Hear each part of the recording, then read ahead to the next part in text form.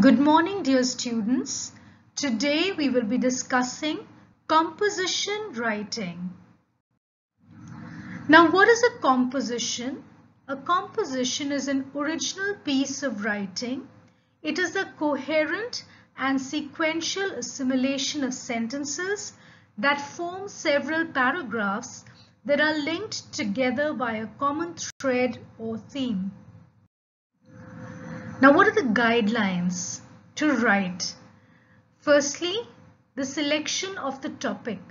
Do not choose a topic because it seems impressive. Rather, choose one that you can present in an interesting or an effective manner. Read the question carefully so you touch upon each aspect that has been mentioned in the topic you finally choose. You must have sufficient matter for the topic. Write only what is asked. If 4 things are asked, then divide your paragraphs giving equal importance to all. Use 5 minutes to formulate a rough draft if possible. Spend 25 minutes to write the composition and 5 minutes to revise it, not more. Give a suitable title even if it is not asked. Your composition must be original, creative, and innovative ideas must be used and written. Coherent organization of thoughts and a proper sequencing of ideas is necessary. Your composition should be age appropriate. So write according to your age and as a student. Don't change your identity as it would result in penalization of marks. Then the number of paragraphs must be at least 4 or 5. Neat presentation should be done. Avoid the cancellations if possible. Evaluation is based on error frequency. So avoid making careless mistakes as far as possible. There are 20 marks allotted for a composition. Now some of the rules. We need to stick to the word limit of 300 to 350 words. If the composition is too long or too short, you could be penalized. Embellish your composition with appropriate vocabulary that is in consonance with or suited to the theme. Use simple past tense as far as possible. Write a quotation or two to reinforce what you wish to highlight. Avoid using superfluous words to impress the examiner. No slangs or colloquial words must be employed. For example, words in your local dialect or native language must never be used. Short forms, contractions, and abbreviations must be avoided. Avoid grammatical or spelling mistakes as far as possible. Don't begin with conjunctions like and or because. Don't write numbers in digits. Instead, write them in words. Do not digress, deviate from the topic, or write irrelevant things. Nothing derogatory or demeaning must be written, as you will be penalized for it in terms of marks. Now we'll start with the types of compositions, and the first one we'll discuss is descriptive composition. Now, a descriptive composition is a vivid portrayal of a person, object, or incident. So firstly, we need to introduce the topic through something unconventional or an original incident that is thought-provoking and connect it to the topic. There must be a minute eye for detailing, so be as elaborate in your descriptions as possible. Clearly understand specifications and describe vividly and lucidly what has been asked. Descriptions must be replete with imagery and should respond to all the 5 senses if possible. Figures of speech like similes, metaphors, and onomatopoeia must be employed to make it more engaging and impactful. Now, these are examples of descriptive compositions. So, I've just briefly mentioned how you're supposed to handle a descriptive composition. So, you could, this is how you could probably describe a winter season, the winter season.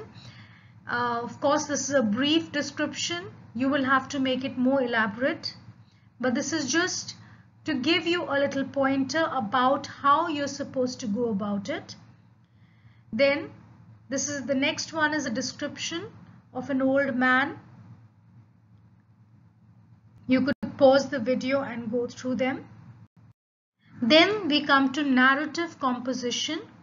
This is based on or reflects a personal experience set in a proper sequence of events. Now, the rules for writing a narrative composition. Firstly, the chronological order of events has to be written suitably. Second, the place, time, and season must be mentioned clearly.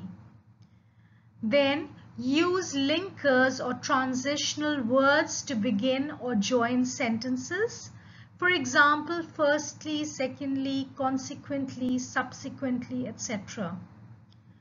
The composition should transport the reader to that particular place.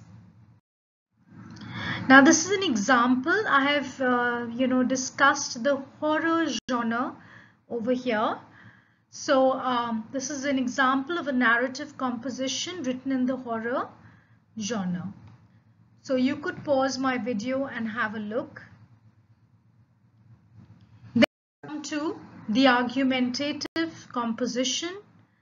This is used when we investigate a topic, collect, generate and evaluate evidences and establish a position on the topic in a lucid and concise manner.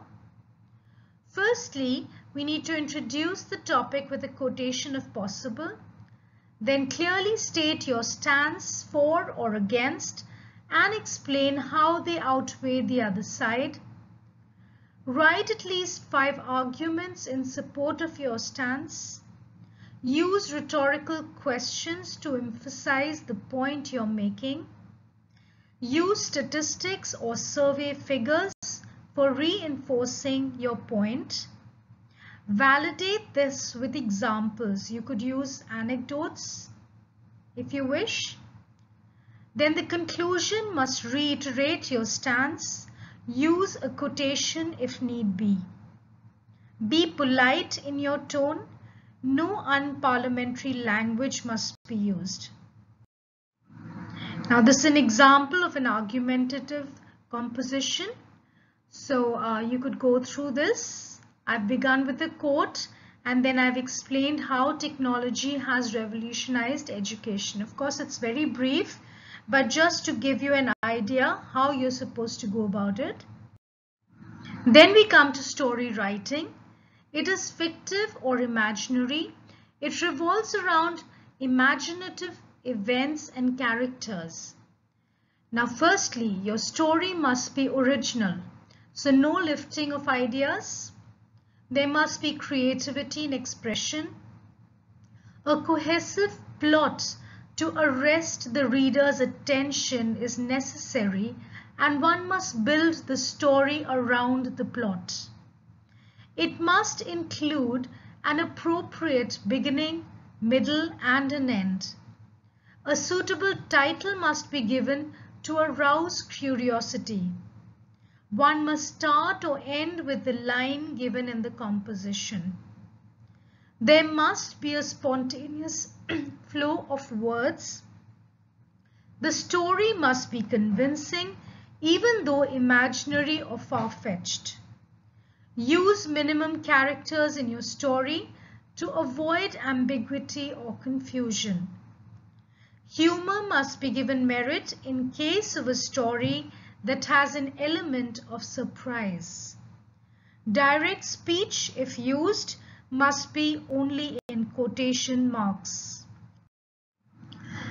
Now this is an example. I've taken this from a story which has already been written by a famous author. So this is how you're supposed to write a story. Then we come to the picture composition.